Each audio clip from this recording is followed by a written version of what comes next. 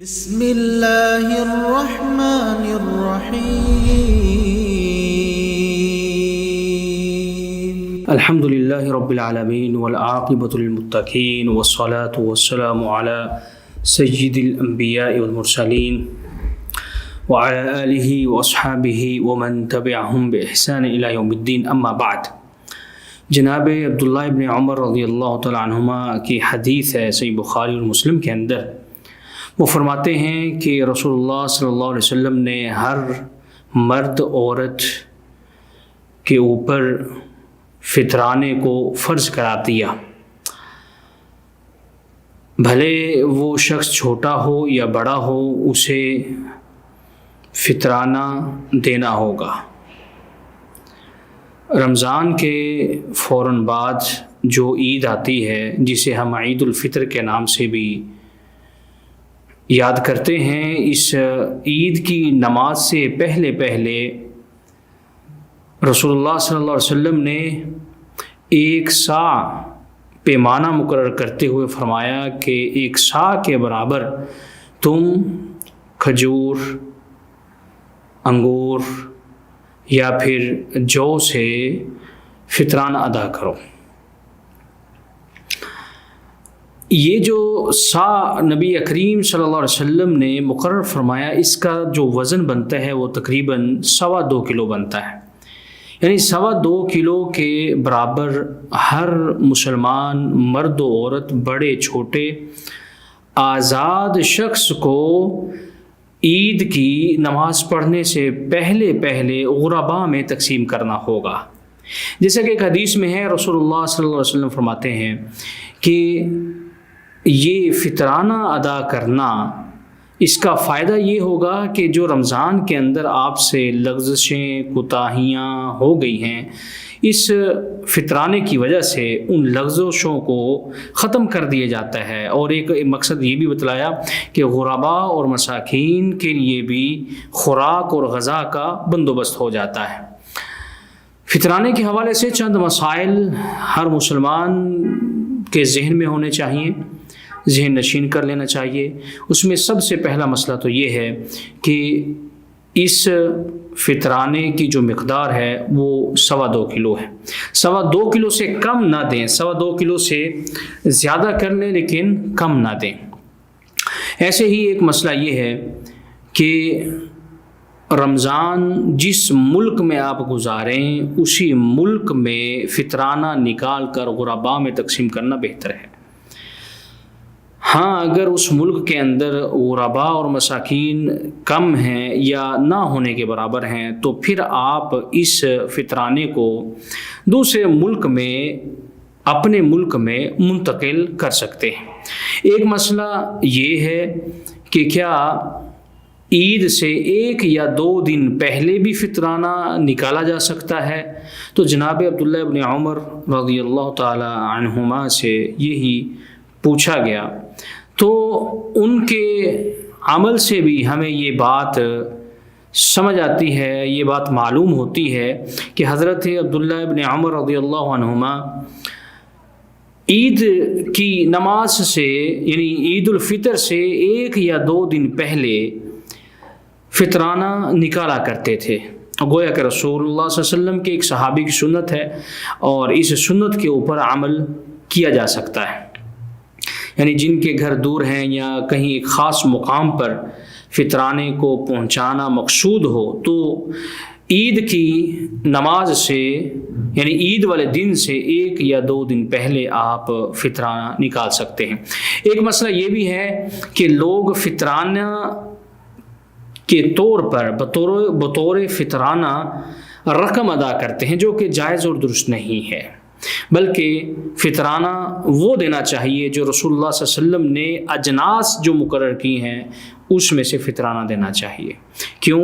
اس کی وجہ یہ ہے کہ جو اجناس رسول اللہ صلی اللہ علیہ وسلم مقرر کی ہیں، جس میں جو بھی ہے، جس میں کھجور بھی ہے، گندم کا بھی ذکر آتا ہے، اگر یہ چیزیں اگر کسی شخص کے پاس نہیں ہوں گی، گویا کہ وہ شخص اس کے مرنے کا خطرہ ہے، فاقہ ہے، اس کے ہاں غربت ہے۔ لیکن اگر آپ پیسے دیں گے لوگوں کو تو لا محالہ وہ پیسوں سے اور چیزیں خریدیں گے، اپنا عید کی شاپنگ کر سکتے ہیں، کپڑے خرید کر سکتے ہیں، نئے کپڑے یا نئے جوتے۔ اس کے لیے آپ ایک علیحدہ بجٹ دیجئے۔ اس کام کے لیے غرباء اور مساکین میں آپ علیحدہ سے ان کو رقم ادا کیجئے تاکہ وہ اپنی عید کو اچھے طریقے سے گزار سکے۔ لیکن جو فطرانہ کا معاملہ ہے وہ آپ کو اجناس ہی دینی چاہیے۔ فطرانے کے معاملے میں کرنسی یا نقدی نہیں دینی چاہیے۔ رسول اللہ صلی اللہ علیہ وسلم کے زمانے میں نقدی بھی موجود تھی، کرنسی بھی موجود تھی، لیکن رسول اللہ صلی اللہ علیہ وسلم نے اجناس کو مقرر کیا، اناج کو مقرر کیا کہ آپ فطرانے کے طور پر اناج کو غرباء اور مساکین میں تقسیم کریں۔ اسی طرح ایک مسئلہ یہ ہے کہ جو گھر کا سربراہ ہوتا ہے اس سربراہ کو چاہیے کہ وہ اپنے تمام مکفولین جو اس کے نیچے ہیں، جو وہ شخص جن لوگوں کا خرچہ کرتا ہے عام دنوں میں، ان تمام لوگوں کا فطرانہ اس گھر کا سربراہ نکالے گا۔ یہ نہیں کہ کوئی شخص کماتا نہیں، اس کے پاس پیسے نہیں ہیں، بلکہ وہ سارا سال اپنے والد سے لے کر کھاتا اور پیتا ہے یا اپنے سرپرست سے لے کر، تو فطرانے کے وقت وہ اپنی طرف سے کچھ ادا کرے گا نہیں، بلکہ فطرانے کو جو ادا کرنا ہے وہ اصل میں ذمہ داری ہے گھر کے سربراہ۔ وہ گھر کا سربراہ باپ ہو سکتا ہے، بڑا بھائی ہو سکتا ہے، یا کوئی اور بھی ہو سکتا ہے۔ بہرحال اگر فطرانہ نکالنا ہے تو گھر کے بڑے سربراہ کو فطرانہ تمام گھر والوں کی طرف سے نکال کے غرباء اور مساکین میں تقسیم کیا جائے گا۔ اسی طرح ایک مسئلہ یہ ہے کہ فطرانہ جو ہے وہ صرف اور صرف مستحقین حضرات کو دیا جائے۔ بعض لوگوں کو دیکھا ہے کہ وہ بس فطرانہ دینے کی کوشش کرتے ہیں، یہ نہیں دیکھتے کہ یہ فطرانہ کسی حقدار تک پہنچتا ہے یا نہیں پہنچتا۔ اور بعض لوگ ایسا بھی ہوتا ہے کہ بعض لوگ اتنا فطرانہ اکٹھا کرتے ہیں کہ پھر اس فطرانے کو آگے جا کر وہ سیل کر دیتے ہیں، آگے جا کر وہ بیچ دیتے ہیں۔ یہ بھی درست نہیں ہے۔ یعنی اپنی ضروریات کو پورا کرنے کے لیے وہ اس فطرانے میں ملی چیز کو، وہ گندم ہو، وہ کھجور ہو، وہ جو ہو، وہ کشمش ہو، کوئی بھی چیز ایسی ہو جو بطور فطرانہ کسی نے دی، جب ان کی ضرورت پوری ہو گئی تو وہ دکانوں پر جا کر اس کو سیل آؤٹ کر دیتے ہیں، اور اس سیل کی ہوئی چیز سے جو پیسہ ملتا ہے اس پیسے سے اپنی دیگر ضروریات کو پورا کرتے ہیں۔ اب جو شخص فطرانہ دینے والا ہے اس نے اپنی ذمہ داری کو پورا کر دیا لا محالہ، اب اس کے اوپر تو کوئی چیز نہیں، لیکن جس شخص نے مختلف جگہوں سے کثیر تعداد میں اپنی حاجت اور ضرورت سے بڑھ کر فطرانے کو اکٹھا کیا، اس نے درست نہیں کیا، اسے ایسا ہرگز نہیں کرنا چاہیے۔ اس لیے فطرانے دینے والے کو یہ بات ملحوظ خاطر رہنی چاہیے کہ فطرانہ اس طرح ڈسٹریبیوٹ ہو، اس طرح تقسیم ہو کہ اس سے تمام غرباء، مساکین، یتیم مستفید ہو سکیں۔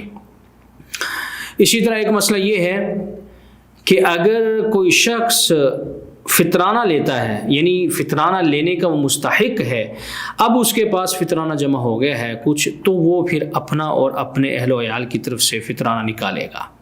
یعنی ایک شخص خود پہلے تو کفیل نہیں تھا، پہلے تو اس کے پاس استطاعت اور طاقت نہیں تھی، وہ پہلے تو فطرانہ نہیں نکال سکتا تھا، لیکن اس کے پاس اتنا فطرانہ جمع ہو گیا کہ اب اس کے لیے بھی کھانے پینے کا بندوبست ہو گیا ہے۔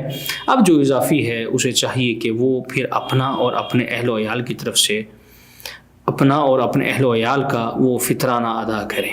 اسی طرح ایک مسئلہ یہ بھی ہے، اور یہ مسئلہ ہر قسم کے صدقہ و خیرات کے متعلق ہے، کہ فطرانہ یا کوئی صدقہ و خیرات کبھی بھی ردی نہیں دینا چاہیے۔ کیوں؟ اللہ تعالیٰ قرآن مجید میں ارشاد فرماتے ہیں، یا ایھا الذین آمنوا انفقوا من الطیبات ما کسبتم، اے ایمان والو جو تم نے کمایا ہے اس میں سے جو پاکیزہ ترین ہے، اچھا مال ہے، وہ تم اللہ کے لیے خرچ کرو، وہ صدقہ و خیرات دو، اللہ کے بندوں کی روزی کا بندوبست کرو۔ اللہ تعالیٰ ایسا مال ہرگز پسند نہیں کرتا جو کڑ کر دیا جائے، جو دل سے نہ دیا جائے، یا چیز تو دل سے دی ہے لیکن وہ مال اچھا نہیں ہے۔ اس طرح کا صدقہ اللہ قبول نہیں کرتا۔ اللہ تعالیٰ سے دعا ہے کہ وہ ہمیں نیک اعمال کرنے کی توفیق عطا فرمائے اور ان چیزوں پر عمل کرنے کی ہمت عطا فرمائے جو اللہ اور اس کے رسول نے ہمارے اوپر فرض کی ہے۔ سبحان ربک رب العزت عما یصفون وسلام علی المرسلین والحمد للہ رب العالمین وجزاکم اللہ خیر والسلام علیکم ورحمۃ اللہ وبرکاتہ۔